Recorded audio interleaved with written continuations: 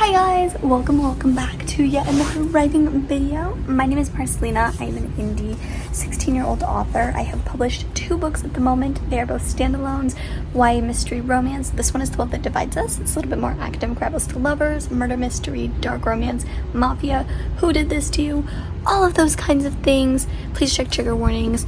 And then we have my newest release that released a few months ago called Labeled Innocent, Presumed Dead. This one is FBI organization, love triangle, missing girl, past versus present timeline, found family. Also check trigger warnings because I do have mental health representation and a lot of it, but it is just a really fun ride. I write thick books, if you cannot tell. I like them thick. And we are currently writing a book, and I'm going to try to keep this short and sweet because my intros are like way too long usually, but we are working on a new book. It is another standalone. It's a YA psychological thriller slasher romance. Oh, that's a mouthful. It's called Two Hearts in the Crossfire. It's releasing June of 2027. And basically it's inspired by the Scream franchise and the A-List series. Set at a summer camp, it follows these 2 childhood friends to lovers who haven't seen each other in a couple years. He went no contact for no reason, but he has a good reason. It's very much like forbidden lovers, legendary lovers, and then they go to the summer camp. They don't know anybody, but then one by one, mysterious deaths that are connected to the characters' personalities keep happening. That there's a killer on the loose and so many secrets, so much mental health representation. We're writing the first draft, so stay tuned. That's how I'm spending my summer, writing a summer camp slasher. We're trying to hit 30K, 30,000 words, so join me along for that ride, and let's get to writing. So, guess who just wrote 700 words in the last hour?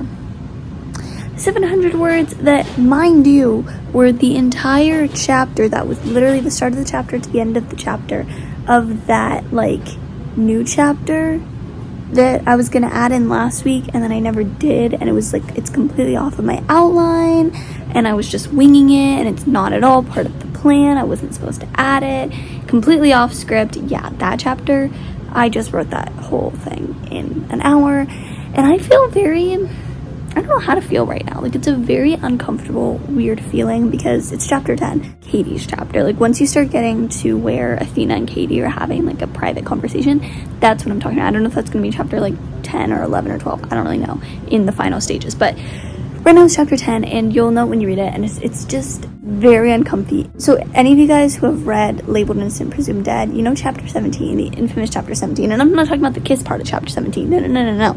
I'm talking about the Jada and trauma dumping for like several paragraphs part of chapter 17. That's basically what this is with Katie, and with an arguably less bad backstory, but also like not, I don't know, she's a victim either way, but she's kind of explaining her CSBD and her pregnancy story, and because Regina was being a jerk about it, and she said some things. Okay, Regina's like saying a lot of things. This girl just likes to talk, okay, but I wanted them to have a moment, and so they're having a moment, but it's I don't know, because I'm talking about something that's very taboo, and I don't know if I want to say this on camera, but I relate to a certain aspect of Katie's backstory, and that's why I put it in there, because I think it's so taboo. Literally nobody talks about it because it's like so like gross and disgusting and like shameful or whatever to talk about, that plays into her CSBD. But like, it's also like, I don't know if I'm comfortable enough keeping that in the final version. It's literally just like 2 sentences. I could just remove those 2 sentences and then we wouldn't be having this issue. But like, it's also not just 2 sentences. Does that make sense? It's like something I'm talking about that it's not like a bad word. It's just, I don't know how comfortable I feel like publishing that to like talk about it, but I know I'm doing it for a good reason.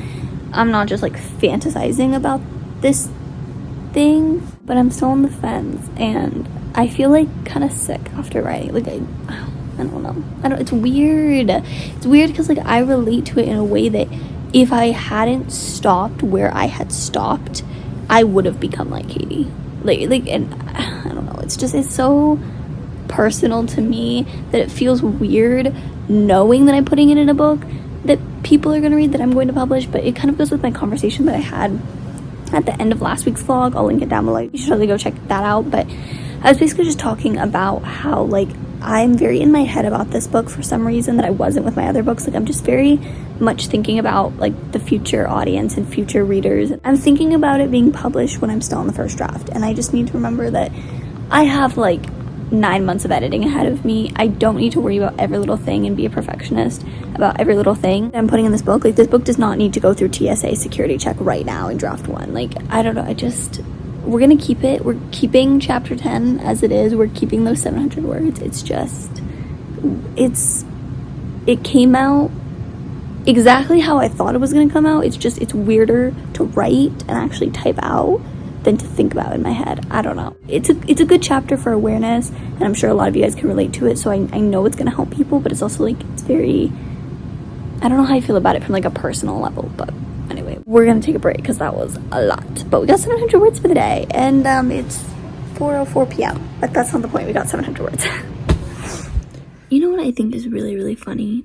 How inspiration can strike at the most inconvenient and convenient times altogether. And what I mean by this is, it's currently 10:58 p.m. on Friday, June 18th, I believe today is, and I have just been, spoiler, severely unmotivated to work on Two Hearts in the Crossfire. Like, it's been a very inconsistent last couple of days for me. I wrote 70 words on Wednesday, 1,000 words yesterday, and then I've written absolutely 0 words today. Yeah, you heard me right, 0 words, and it's basically almost midnight. I just didn't write today, and I've been really focused on editing this last week's writing vlog and posting an edit and responding to people, and I actually got up really late, and it's Father's Day weekend, so we're celebrating that. Like, there's just a lot going on, and I just haven't wanted to work on it. But another part of that is the fact that my family and I started a new show, and we are bingers. Like, if we find a good show and we're vibing with it and we like it, we will binge the whole thing. And we have this thing on Friday nights where we pick a show or pick a new movie to watch, and we have like a family movie night, and then we have like taquitos and chips and guacamole, and we make it a whole thing, and then we have just like, it's a really fun like little tradition. We've been doing this for like a couple years now. We saw that this new show called I Will Find You, this one right here, just came out, and it's like the #1 TV show on Netflix at the moment. And we're like, okay, we'll try it. This one is, oh my gosh. It's an 8-episode series, mini-series, whatever. 1 season, just 8 episodes. They're all about 40 minutes, give or take, long. We finished the whole thing. I'm literally not even kidding. We started at 5 o'clock. It is now 11. Like, literally, we binged the entire show, the entire thing in one night. We are now done. But oh my gosh, it's so good. It's so good, you guys. Please, please, please. If you need a show recommendation, if you like actiony but not too actiony, but more like thriller, mystery, dirty cops, a bunch of twists and turns, but like a huge emphasis on everybody's dirty. There's a bunch of like frauds with law enforcement and a shady FBI and shady cops, and there's a bunch of cover-ups, and oh my gosh, it's so good. Like, I literally, oh my gosh, it's so good. It's really, really good. It's on Netflix. Like, I would highly recommend go checking it out if that's your cup of tea. A little bit of romance, like, I won't spoil it, but it has a happy ending, so don't worry. But basically, I'm just gonna summarize. Basically, it's about this guy named David, and he was convicted 5 years ago for the murder of his son, his 3-year-old son, and he got convicted a life sentence, like life in prison. He finds out from his sister-in-law, who has a photograph that her friend had taken at an amusement park, where someone who looked oddly like his son, just, you know, grown up, because it's been 5 years, in the background of that picture. So now basically, is his son alive? If so, what happened? Who took him?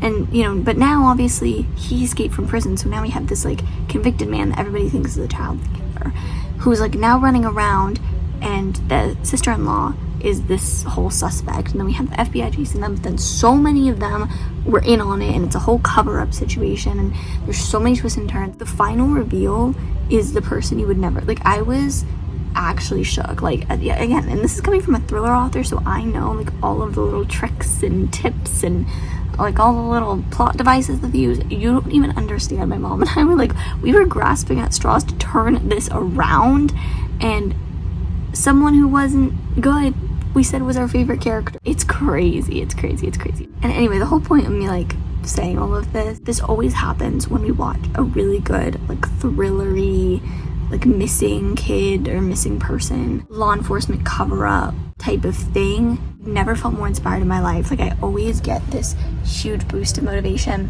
more than that, I don't want to spoil anything about the show if you guys do end up watching it, but I will just say the person who is involved, who has involvement, whatever they did, is somebody who put up a front. Of course, you know, no obvious suspects here, but like, they're definitely someone who they acted like the victim. That's all I'm going to say about that.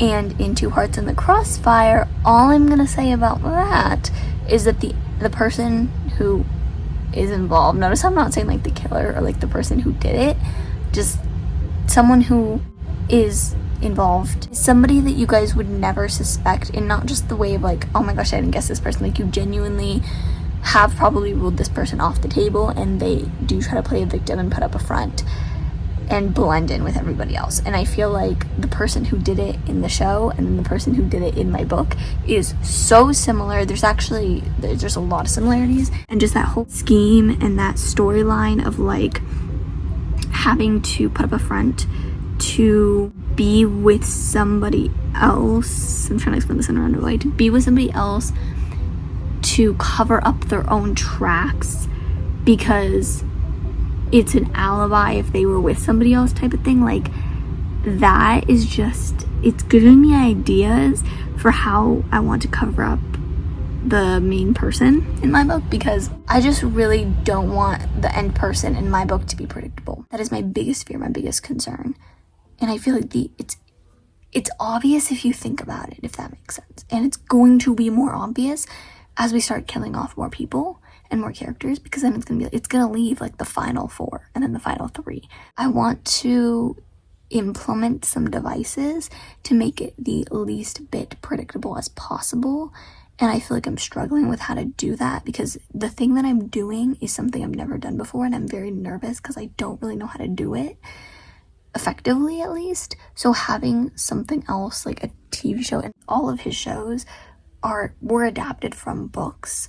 So knowing that this could be done in novel form, it's very fascinating, because it's like, I know that there are plot devices I could use to make sure that the front, the disguises, the excuses that somebody in my book uses, make sure that it covers up their tracks enough for the readers to never suspect them, not even once, not even as it gets close to them. Because I, as somebody who is very skilled, at least I like to think, in my detective skills, because of what I do, it's literally my job to uncover plot twists and whatnot, and like create plot twist.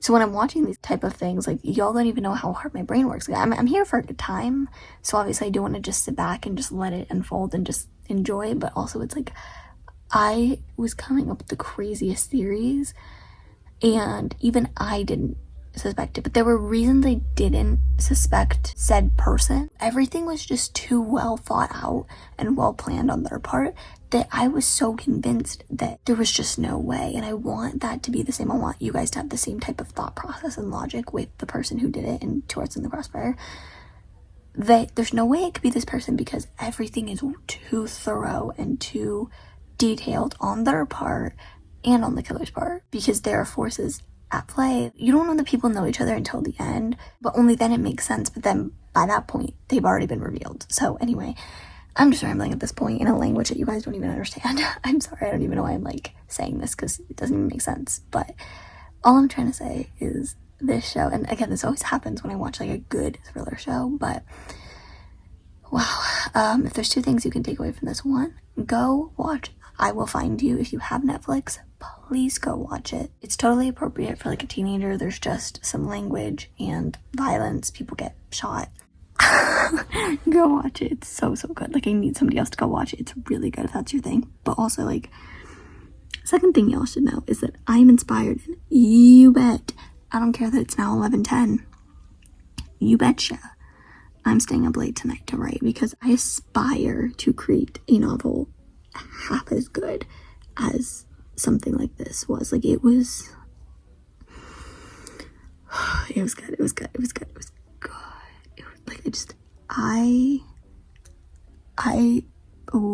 I'm in like such a thriller mood right now. Y'all don't even know. So we are in the perfect writing state of mind. I'm So this is another tip too, I guess a third thing you guys should know. If you're ever stuck, and I don't know if this would work for everybody, I'm somebody who I don't watch a lot of TV, but I do love binging TV shows and movies sometimes. I prefer TV shows though. But if you are somebody who you like watching Netflix or Amazon Prime or whatever you have, a little personal hack that I have if you are a little stuck in your writing and you don't have desire or motivation to work on your book, is to figure out what genre your book is and then pick a movie or TV show that is in that genre that kind of gives some of those vibes. So for example, if you're writing a fake dating hockey romance, maybe go watch a fake dating hockey romance. Guys, I'm so sorry. Like, oh my gosh. First of all, Allie and Dean. Guys, oh my gosh. I need more people to yap about that show with me. I love Off Campus so much. Don't even with me right now. Anyway, it's more just seeing that it can be done and seeing how other people do it. Not for you to copy, not for you to do the same thing, but to put you in those vibes and realize what your book is capable of. That feeling that you have watching that is the same thing, the same feeling, the same sensation you could provide readers with if you finish your book and you get that book into readers' hands. Your readers could feel the exact same thing that you feel when you watch Allie and Dean and Hannah and Garrett. Okay. Glad we got that out of the way. But yeah, so that's just my biggest tip, because like this show genuinely has just got me thinking about Levi and Athena and being the baddest partners in crimes ever, and then like who the actual suspect is. Like, I'm just so motivated now, and I think this really broke me out of my slump. So yay, I'm so happy. That worked out really well, and it was a good show. So that's a little brownie point extra there. You know, not to toot my own horn or anything, but I fear I'm a genius. Like, I'm actually a genius. Like, I came up with a plot twist that happened during Valerie and Athena's conversation. And I was just throwing it in there because I was getting a little bored, and I was like, I want to spice things up. And I heard this really good writing advice from Chris MF. She's one of my favorite author tubers. Her writing craft is impeccable. Her prose and her writing style is gorgeous and amazing and so talented. And I'll link her channel down below. She had this advice video and she was talking about how if you're ever bored with your story, make things weirder. And I was like, you know what, especially for mysteries and thrillers where I just throw a lot of plot twists in half the time and then make them work later, that's not a bad idea. And so I just kind of threw something in there because I thought it would be interesting and it would explain something that's going to happen in the next scene, same chapter, next scene. And it would give a reason for Athena to pick a fight with Josie about. So I wasn't even thinking much about it, but then I was like, oh my gosh, this one thing just solved like 10 plot holes that I've been procrastinating and putting off and trying to like sweep under the rug. But it is solving everything. It's making everything right again. Like, the world is whole and pure again. And I'm just so happy. I love when that happens. You just think of something and you're thinking of it in the moment in this one inserted scene, but you're not even thinking about it big picture, but that ends up solving a bunch of plot holes big picture. So that's what just happened, and I'm really happy. I'm not gonna tell you what it is. It involves Josie and Madison, and it makes Madison look even more suspicious, but to be fair, it makes Josie look like way more suspicious, but that's what we need going into the next scene. So I'm like so proud of myself, because now I'm just gonna roll with this idea. Like, whenever people say, not even writers, just people say trust your gut instinct, trust that gut instinct, because it will never lead you astray, let me tell you. Okay guys, it is currently 11:13 p.m. Yes, you heard me right. 11:13 p.m. But I wanted to read to you a line real quick, because Valerie was asking Athena to kind of spill some tea. It's the same scene I was talking about from earlier, where I like figured out a plot hole, and it actually really helped that like whole conversation between them. And so Valerie's just butting in some things that she really should not be. Like, she is going in some dangerous territory and some secrets between Athena and Levi that she doesn't even realize she's doing. But like, we love Val, but she really needs to just mind her own business and stay out of this one. So there's a little bit of tension, a little bit of awkwardness. And then of course Jacob interrupts right as Athena is going to answer her question finally, basically saying that the next activity is starting, so like they gotta go. So they hadn't spoken since the campfire activity the night before. Basically Regina, which is like the mean girl bully in this book, said some really mean things about Athena, really targeting her acne and her weight and just a lot of her body insecurities. They came from my insecurities, so that was a really hard and deep scene to write. But it made Athena storm off, which made her look guilty because at the same time Athena left because she was so upset an accident happened. So anyway, the whole thing is just really suspicious. So I'm just gonna read this interaction between Valerie and Athena. When I say she, it's Valerie, by the way. She rubbed her shoulder. For what it's worth, I'm sorry about Regina. What she said to you, that wasn't cool. If Madison hadn't already been threatening all of us, I would have beat her into the grave with her name on it. I softened and managed to smile, barely. The teeth probably came across as creepy, though, admittedly. Thanks, Val. You're a good friend. She tripped on a small rock. We're friends? You literally just threatened to kill someone for me. I'm pretty sure that puts us past the point of questioning, I remarked dryly. I waited for her to catch up, and we matched each other's pace the rest of the way down the dirt trail. Like, it's something so simple, and it low-key, like, really desperately needs editing, but that's not the point. This is first draft writing, we don't judge, but just the bare bones of that interaction are so cute and wholesome, and I love that line, specifically the last part. You literally decided to kill someone for me. I'm pretty sure that puts us past the point of questioning. First of all, I love that line. I don't know, like, the way I word it just, like, scratches an itch in my brain. I don't know, I love it, but, like, they're such good friends. Like, they're literally the definition of Ribs by Lorde and Feels Like by Gracie Abrams. Like, those songs are them. Those songs are those people. Like, oh my gosh, I love them so much. They are, like, the it duo. Like, they have a big friend group, but oh my goodness, those two are so precious and amazing, and I love their friendship so much. And yeah, I love that line, and I hope you guys will too.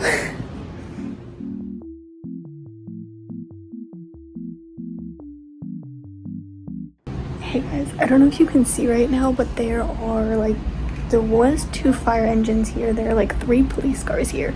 Long story short, I live in an apartment building, and there was a fire on one of the buildings that's like kind of close. It's like the corner building to me. I'm like really praying everyone's okay.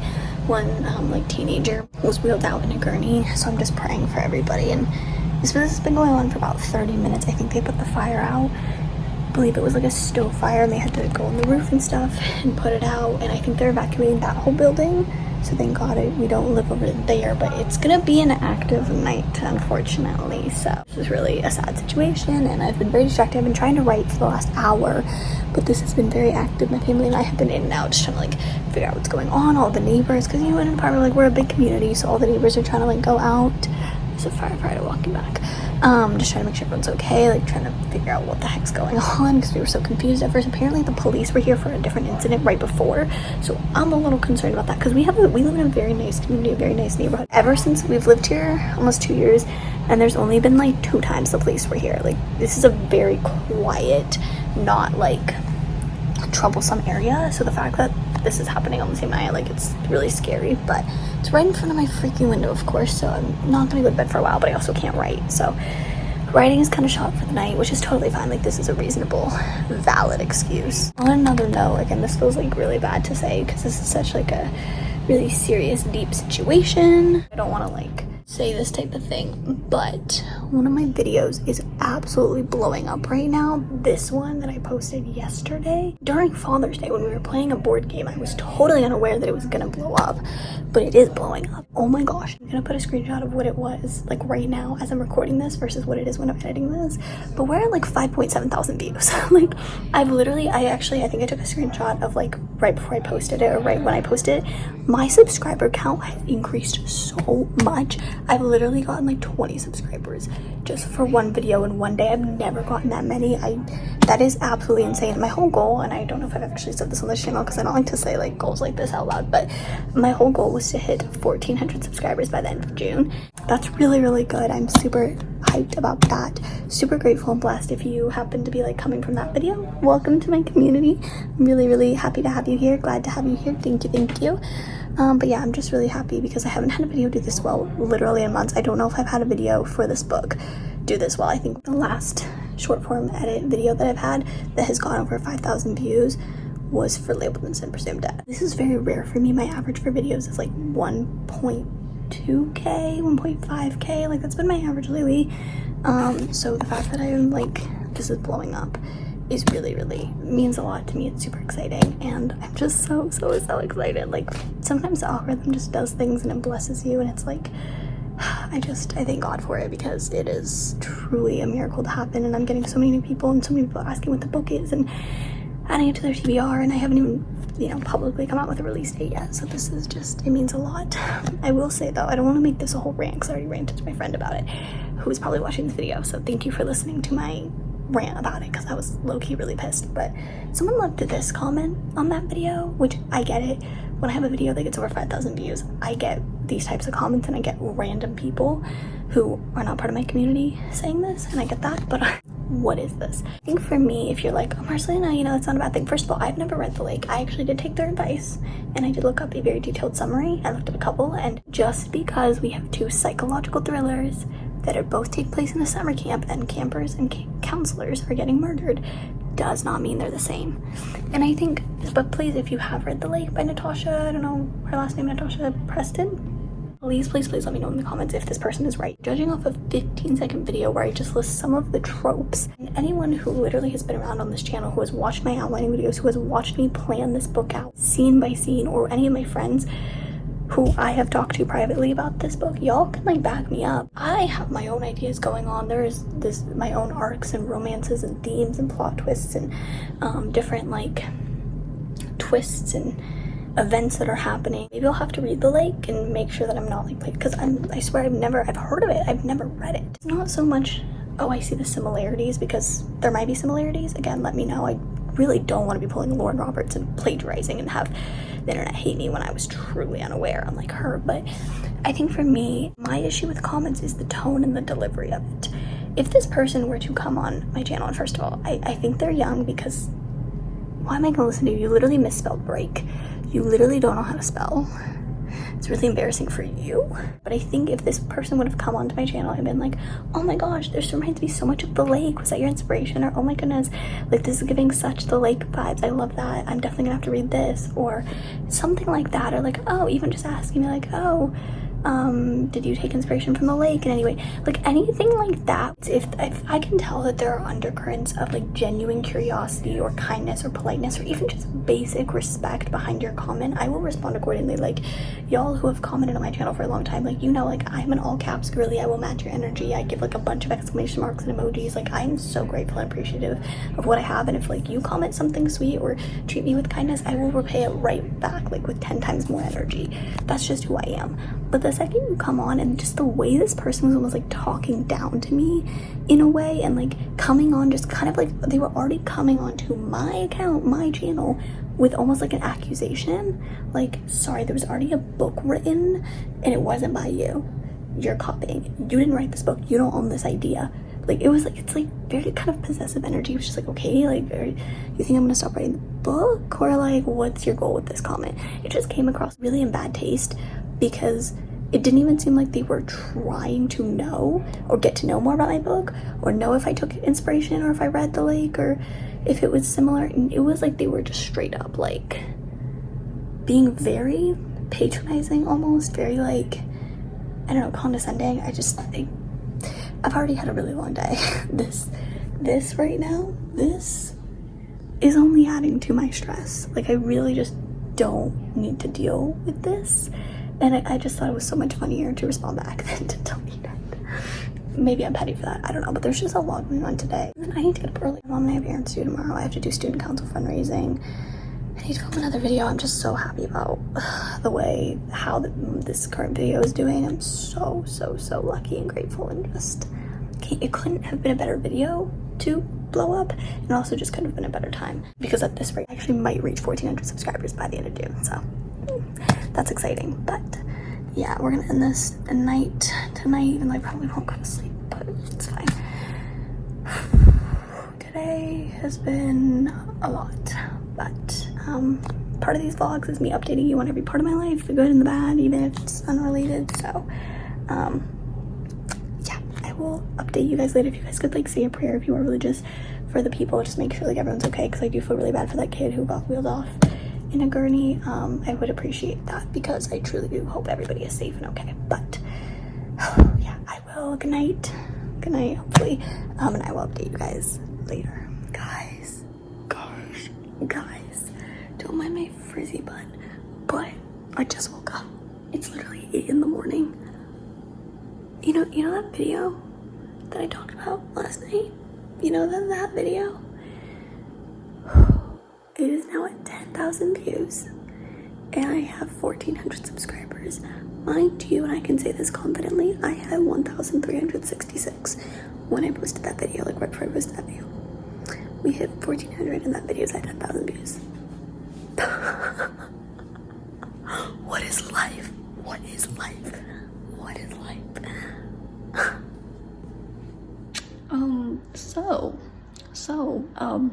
These are our stats right now. What in the world? What in the guacamole world? Like, what is happening? I'm so happy and grateful, but oh my gosh. I was looking at my stats and I think I've only had a video do this well. I have one video that's at 22,000 views right now. I was gonna say 22,000 words. I'm too conditioned in writing right now. This is bad. I have literally, I'm so happy right now. Oh my gosh, this is unreal. This is actually unreal. Like, it keeps going up. I was sure, no, you don't even understand. Like, I was so sure when it hit 10K and I was like eating and we had to go to Target. This piece of hair is killing me. We had to go to Target and we were like shopping around the store. I was like, okay, it's gonna stop. I check once we get Wi-Fi and it is literally at 12K. Then I do some student council fundraising. I have to go into businesses, be all like, hi, I'm a student council member at blank blank high school, currently running a fundraiser. If your business donates, blah, blah, blah. Like, bro, I hate doing that. My social anxiety says no thank you. But then I get home and it's at that. I'm such in shock right now. Like, y'all don't even understand. You don't even understand. It's incredible. Sorry, I'm just checking because it is the aftermath of last night and they quite literally tore through the roof. So they covered that. I don't know, there's a lot happening. They were here until like midnight last night. Oh, I don't think I gave you that update. They were here until like midnight and then they ended up leaving. But I don't know. Again, I'm just worried for everybody, but things are still crazy here. Anyway, well, pillow cameo there. But yeah, so that's happening. I also just spent a lot of time trying to film a new video for today. I'm home alone for just a little bit, but getting back to like the more book writing side, I need to write because of, and I think I gave this update, there are noises outside and it's distracting me. If I'm looking out here, there's a window and I'm like really distracted. I'm so sorry. But yeah, I only wrote like 600 words, which like I was saying last night, that is totally reasonable. I'm so sorry, this hair is like me. That's totally reasonable given like everything, but 600 words is not gonna make me finish this book in a month. Whoa, who said that? The wind must be so strong today. Whoa. But seriously, I actually need to get my act together and actually get stuff done. I need to get, like, I have not written 1,000 words in like 5 days. Like, it's been slow going around here. So we need to fix that. It's already 12:30, but you know, it's okay. It's okay. If we grind, if we lock in, we'll be good. I'm rewatching Off Campus right now, so that's gonna be my reward. I told myself that I could watch parts of an episode. Like, I'm starting from episode 1. Is it Mental Breakdown, or is it Garrett Graham and D. De Laurentiis? Oh my gosh, don't even get me started on my off-campus obsession. Anyway, this is my second or third time rewatching it. Who said that? Again, the wind is awfully strong today. But anyway, I'm tempting myself with that. So if I write a certain amount, like, I get to watch like parts of the episodes. So I'm excited to get to that. But I do need to write. We are gonna try to lock in. Now that I have a video done, I don't really have any excuses. Oh, I do. Okay, I do need to do a newsletter. Those words feel like foreign words coming out of my mouth. If you didn't know, I have a newsletter. It's completely free. You just need to put your email in. Just have an email address that isn't spam, that you check kind of often. I don't send newsletters too often, but basically you can just go to my website, which is right here, or I will put the link in the description, and it should pop up. Like, stay on the website for like a few seconds, because I have it where it fades in after a few seconds of being on the website, and then you can put your email in.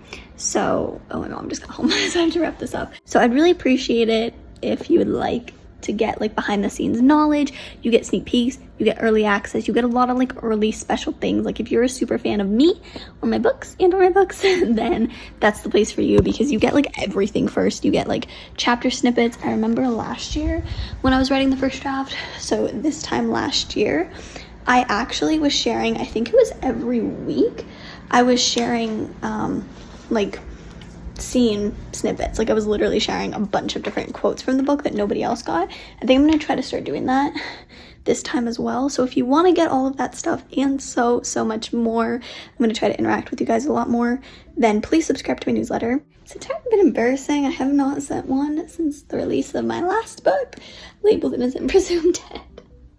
This was in February. We are in June. So I am so sorry if you are a newsletter subscriber. Like, please do not unsubscribe. I just haven't had a lot to update you on, or like motivation. I kind of forgot my login and it was like a whole thing. So anyway, I really apologize. But I used to do it really frequently and then I stopped. So we're gonna start doing it frequently again. And maybe I should alter my intro. Basically, I decided on a whim, ever since my video blew up and everyone's asking when it released, that this Friday, well, technically the Friday you're watching this, probably June 26th, I don't even know, this upcoming Friday, whatever, last Friday in June, I am revealing the release date for Two Hearts in the Crossfire. And again, the whole part of a newsletter is that y'all get early access, like for the cover reveal and stuff, like you get to see it. I usually do it because I do all of my like reveals and stuff on Fridays, title reveal, cover reveal, pre-orders, all that on a Friday. So you guys, I usually do it to the Tuesday before, so it's about 3 days early that you guys will get access. So today's a Tuesday. So I need to make a newsletter and send that out, is what I'm saying, by the end of the day, so that technically it will still count as early access. I haven't totally finalized a release date yet, but anyway. So we gotta do that. Those don't take too long, but it's also been like how long has it been since February? Like 4 or 5 months. So I kind of forgot how to use the website and make a newsletter.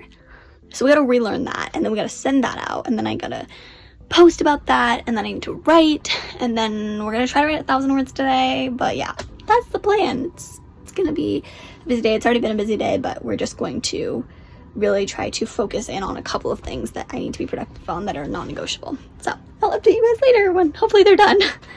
Okay, newsletter is officially sent. I believe 10 people have opened it at this point. I'm so excited. I guess I could just say it here. I don't know why. I think I already said it at the beginning. I don't know. But the release date, I mean, you guys know already. The release date is June 25th, 2027. Add it to your calendars. Mark it out. But I also included in the newsletter a little Athena Levi snippet. So somebody already commented on that. And I'm like, oh, it's so good.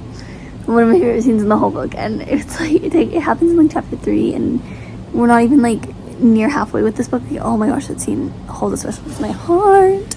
But anyway, we did that. And then we've written about 100 words so far. So we're moving. I am just working it up. It's a Josie Athena scene. I'm still on that same freaking Josie Athena scene that I've mentioned a few times. It's like, I'm trying to make it forced without being too forced, and obvious without being too obvious, but also subtle enough without being too subtle. Like, I need it to be the perfect amount of suspicion and subtlety. And that's like hard, because like, how do I do this? Writing a book is so hard. But also, like, they're both acting really out of character right now, and I don't know if I can justify that or not, or if I just look like I'm a writer who I don't know what I'm doing. I don't really know, but I'll update you guys later. At least the newsletter is done. Do you guys know what I feel like right now? Okay, let me paint a scene. I feel like a girlfriend who just found out that my boyfriend's cheating on me, but it's like our anniversary and he took me on a trip, and so on this trip I can't just bring it up, so he doesn't know I know, so I have to pretend that I don't know and pretend that things were the way they were, even though I know that he's cheating, and I can't bring myself to enjoy it or have fun or see, like, genuinely be authentic, because I know the truth, but he can't know that I know, but I do know. Do you know what I mean? Have you guys been in that situation? Yeah, me neither. But the point is I feel that exact way with the scene I'm writing with Two Hearts in the Crossfire right now. There's no cheating boyfriend, by the way, for the record. Levi does not cheat. We love a loyal man. But I bring this up because I'm finishing up the Josie Athena chapter that I have been working on this entire video, right? And I'm at a part where that's how I feel. Writing from Athena's POV, but not necessarily like that scenario is from Athena's perspective. That's how I feel as a writer. I'm playing pretend here. I'm playing this pretend girlfriend who I know something that I can't show, basically. And it's very hard because I just want to blurt it out to you guys, aka the readers. But then I have to remember that you guys are a lot smarter than I think you are. I mean, that sounds so rude. I'm so sorry. I mean, let me put it this way. I'm not as smart as I think I am. I remember that I wrote this one scene in chapter 2 of Labeled Innocent Presumed Dead. I thought it was the most genius thing ever. I thought I was revolutionizing the world, okay? I was so confident in myself and in my abilities. I was like, oh my gosh, this is gonna get people. This is a twist. No one's gonna see this coming. I had about half the people who read it message me that they had a theory that they guessed it and they were right. So what I'm trying to say is when I think I'm not being obvious, I'm way more obvious than I think I am with my foreshadowing. So it's so hard because I'm playing this game where I know something about Athena and Josie that Josie knows that I want to spell out in black and white, but I can't. And it's hard because it's like, I think that's why, and this isn't an excuse, I think I have actually cracked the code as to why this chapter is giving me so many issues. Genuinely, I cannot play pretend for this long. It's so hard to fake the narrative and spin the narrative around on a certain character that is innocent, but everyone needs to hate them right now. But it hurts my heart to play this game that I feel so disingenuous playing because I know it's a lie. This is the crescendo of the book. Like, I can't let my feelings get in the way, but I'm just like, this is really hard. And now there's something in my eye. I need to take out my contacts. But I'm just struggling with this because I just don't. It's hard for me to write because I feel like a liar. Not just like Athena, like as a writer, I feel very manipulative, very dishonest. And I'm just like, I don't know. I feel like I'm being somebody I'm not right now because I'm writing a certain perspective that isn't true, and it hurts me to write because I know the truth and I know like what's actually happening. And so writing this certain character as innocent when this character isn't innocent, and then making someone else look like a bad guy when they're my favorite character, is really hard. It is not for the weak. But I have like a couple more lines and then we're gonna end the chapter, and then we get to go to a really cute domestic romance chapter between Athena and Levi. So I'm just looking forward to that. We're gonna try to write that today. It is 12:13 p.m. afternoon on Friday, June 26th. So that is what we're going to do, but I need to finish this chapter first, even though it is giving me the absolute migraine of the century. Wish me luck.